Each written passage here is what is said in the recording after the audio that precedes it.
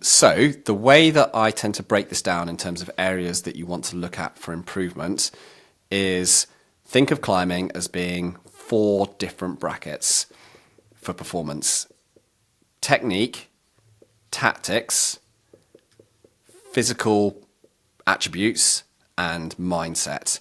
And I think each of those baskets you can go into and look at what are the addressable items that you can make improvements on, and how much will those impact your performance when it comes to your particular demands and what you're aiming for in the sport. Where do you feel the biggest opportunities lie with regard to tactics? Okay, so it's 3 areas. And the first one I'm going to deal with is what I call chunking. So this is effectively how you break down your boulder problem or route, indoors or outdoors, doesn't really matter.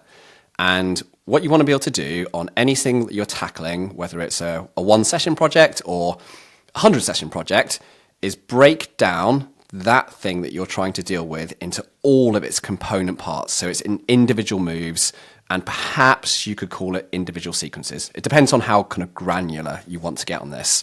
And you want to do a little bit of an analysis on all those little chunks within your overall ascent that you're trying to make, boulder problem or route, and work out where you sit on each of these chunks. And inevitably, with lots of climbs, at least 50% of it, straight away, you're like, yeah, I've got this sorted. I know the technique to use. I know how to move through it. I've got adequate power. I'm flowing well. This is all good. Write it off. It's all good. Now look at your tougher, harder part. And what you'll do is, as you filter through all of your little chunks, you'll notice that you quite quickly deal with a number of the semi-problematic chunks just by going, oh, well, I just need to go and practice that a couple more times. Or actually, I need to look at a different clipping position because that move was hard because it was in the middle of a clip, or it may be tired for it. So I just need to adjust how I'm actually approaching the overall climbing picture on it. But then some of them, you'll notice you won't have particularly good answers for right away as soon as you chunk it down.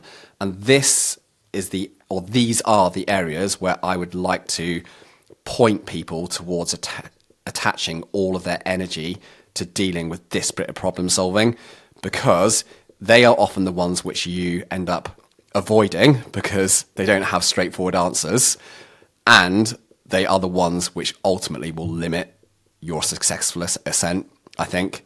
And when it comes down to getting onto those 1, 2, 3 little moves or sections which are really causing you problems, that's where you want to go into them and go, right, is this a strength issue for me? Is it just more movement skill? Do I need to spend more time on this? Do I need to become more confident with it? Do I need to learn my flow into those movements? And really refine those individual sections and put the vast majority of your projecting energy into those bits and getting those right really, really early on your projecting, because they're the gateway to everything. You can do 95% of the rest of your boulder problem or route really well, but if you've not tackled the couple of chunks which are causing you problems, then you're just going to get stuck. And the interesting thing is that I see a lot of people leave that stuff really late on in their projecting process. So then you're even creating a bit of sort of procrastination and delaying the inevitability, which is you have to deal with those, in air quotes, hard sections later on in your projecting process, which means it takes you even longer. And also you have a little bit less energy and psyched towards your project because you've already burnt it up on the early part. So get stuck into the problematic chunks right away, and you'll see some really good improvements. All right, y'all, just a quick second here to shout out today's sponsor. Shout out to Rungni. You guys know Rungni. It's Magnus Mitbo's company. God, do they make the best stuff around. I love their gear, and I'm loving their chalk. They've got a chalk for you, whatever your skin needs and whatever type of climber you are.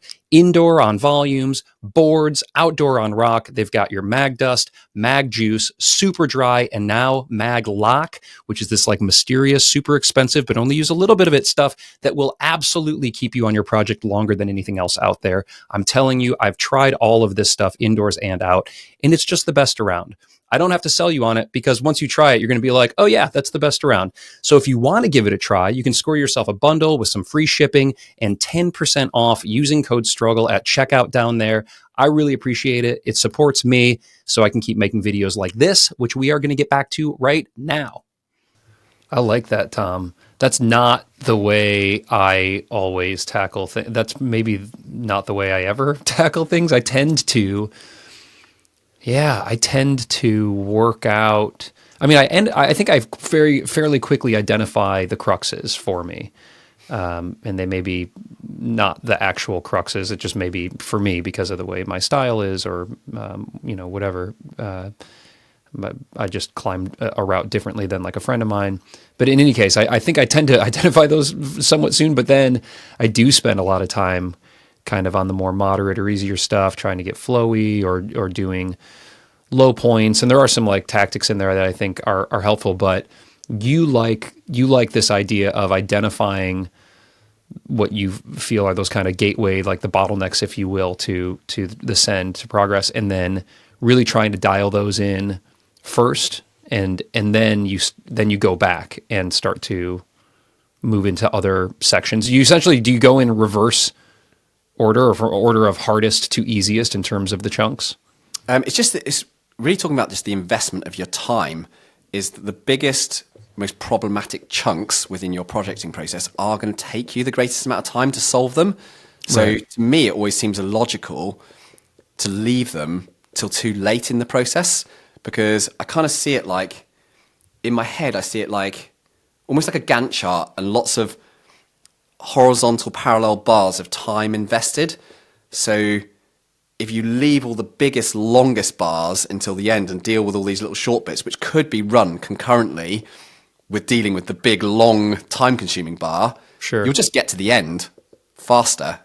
It's a bit like saying, I'm trying to build a house here, and actually the one thing which takes the longest is making sure that you've got legal permission to get the registration of the property sorted out when the property's finished and you can build it, and you can live in it. If you didn't start that really early on, then you're just going to set yourself up with a whole load of problems.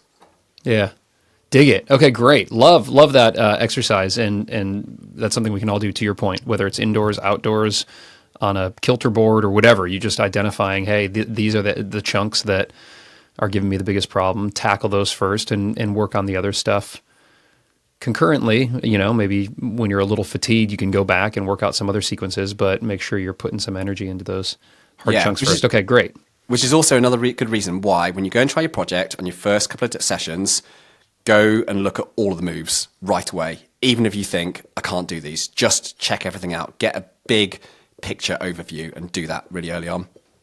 Hey, if you like this video, check out what I got going on over on Patreon. I've got over 100 hours of videos and bonus episodes with the absolute biggest names in rock climbing, from Adam Ondra to Magnus Mitbo, Alex Honnold, basically everybody under the sun. They're all right there, and you can watch them for free right now with a 7-day trial.